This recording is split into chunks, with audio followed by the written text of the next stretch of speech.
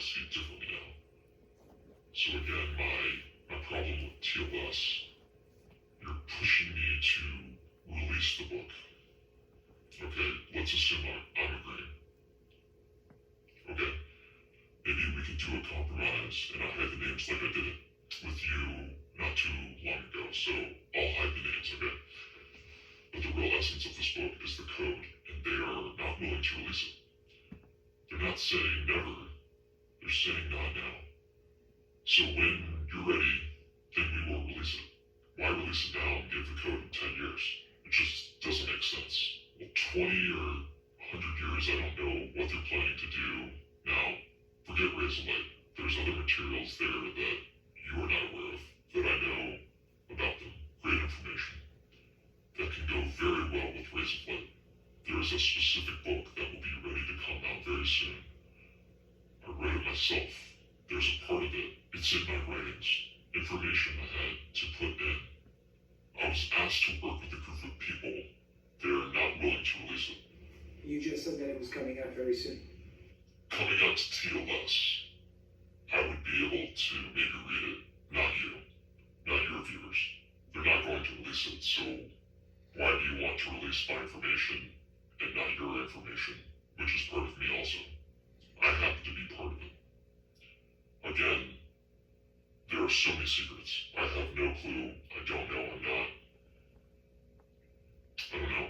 Look, don't misunderstand me. It's a great organization. They have done and they're doing many, many great things. It's just these small things that drive me crazy every time. I have a great relationship with the organization. I love them all. I would give my life for these people. But I don't make the rules, so I gotta go with the flow. Whoever makes the rules has to make a decision, and it's not happening. Has it ever occurred to you that maybe there's a disclosure process in order to not hurt people or not give too much too soon to create chaos? And maybe they're saying, put out the book in its entirety, and something that you as Ray cannot necessarily foresee will come to fruition. In other words, have you learned to trust the system and work with it, or are you not there yet? It's not that I don't trust the system. I can't say that because I've seen what they're capable of doing. It's just, I don't think enough is being done. They have the power to do more. They are a very unique organization with a lot of power, with people with a lot of power. They can do things at every level in this world, in this universe, but they choose not to. The main reason that I'm always being told, you cannot interfere with the process of destiny. Maybe the codes, at this point, would interfere with the process of destiny. Have you thought about that? For sure, but it will change the world. But you're changing the world inorganically. No, I'm just giving you the secrets that only a few know. And there are more secrets that I don't know that they can give you also. So why not bring it to a better world? Because you just said that if you reveal certain secrets at the wrong time, it could be infringing on somebody's free will. And maybe the process of putting the book out in the way that it needs to be put out without the codes would be one step closer to getting the codes to allow all of us as a human race and as life to go through this process organically instead of forcefully by giving us something that we didn't work to achieve. No, it will not change somebody's free will. It will cause somebody to rethink their choices. That's different. I'm not changing your freedom to choose. I'm giving you an opportunity. I said, before you make a decision, before you make a choice, read this. There's much more to this world than what you think. After you've read it, whatever you choose, I'm with you. Of course, they would choose differently because the book with the code will change them forever. But that's the idea. It's a good thing, it's not negative. There's one portion in the text itself that was just released to the world, where the rabbi said something to you, and I'm going to paraphrase it. He said, if I gave you all the secrets to the universe without you working to receive those secrets and you working to get what you're receiving, then your choice will no longer be a free choice, it will be a biased choice. Yes, I agree. Might be really sit here and tell me that the entire world, 8 billion people, are subject to change? No, not going to happen. Well, to be fair, 8 billion people have been changing every day. Look at the world 10 years ago, look at the world today. Look at our eating habits, look at what we are doing. Sure, tragedy causes that, but people have changed from 10 years ago, 50 years ago, and 100 years. They changed negatively. I'm talking about a positive move into awareness. Once you have the awareness, you know what's going on. Obviously, you're going to react differently and act differently. You're going to speak differently. You're going to look at your family differently. Everything will be different. This awareness can give you some internal powers that you're not tapped into right now. For example, you might get to a point where you will be able to see past incarnations. That's a great thing if you use it for the proper purpose. And that's not what's happening here. Yes, the rabbi, you're really expecting that most of the world, like I told you before, unfortunately, I know it sounds bad when I'm saying 95% are dumb. They aren't going to change. So if you want to be like the evildoers who are talking about deleting some of the population because they are not necessary for this world, you don't take a 80-year-old woman and kill her because she's not useful to society anymore.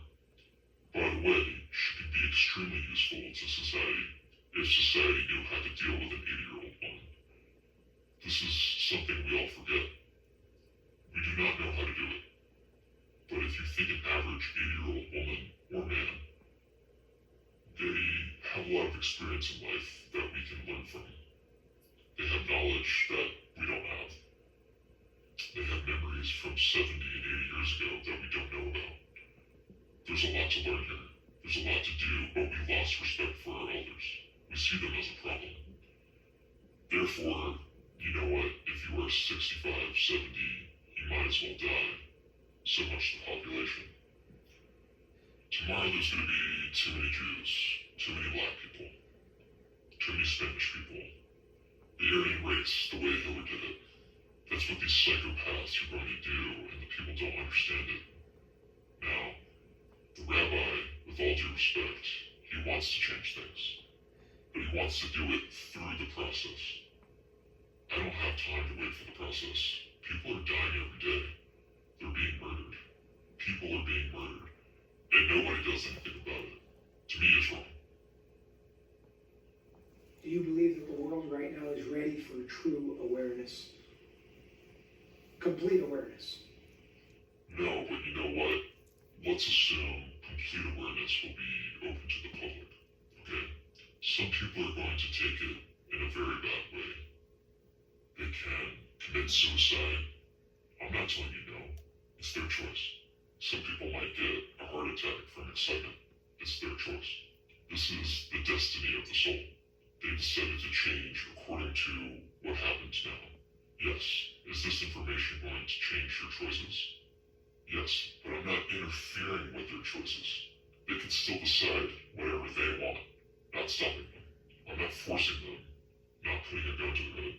I'm telling you, listen, this is the information. Check if it's true. If it makes sense to you, then move on. Most people will make the right change. A lot of people, I don't think it's a big percentage, will not. They may die, yes, let them die. So what? That's part of the process. They'll die, they'll reincarnate. I don't know what's going to happen, but it's not like murder like happening today. They're murdering people. And you see smart, intelligent people. And you know, on a day-to-day, I meet people through my business, you know, normal people, smart, intelligent. And I'm sitting and I'm talking to them to see if I can get somewhere. No, they are so blind. They don't see anything. They don't see anything. How do you think you change that? Is it your job to change it? That may be a better question. No, it's not my job. My job is more on an individual basis. I don't think there's a way to change it without shocking the world somehow. How do you shock the world? You do a team effort. And you neutralize the people you want to neutralize at the same time. You bring people like you to send awareness, and at the same time, you release information, such as the different books we talked about. And today, the world of internet, you can send information